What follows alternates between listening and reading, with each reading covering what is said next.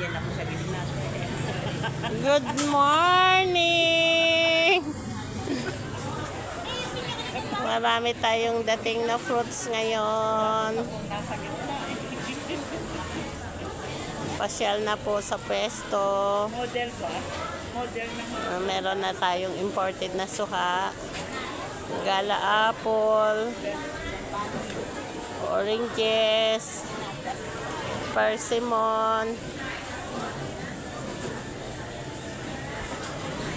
May peras na rin. 2 weeks na walang delivery ng peras. Ngayon meron na. As usual, apple. Lemon. Meron din tayong melon. Bebenta ko na rin yung mga angels ko. Kaway-kaway dyan.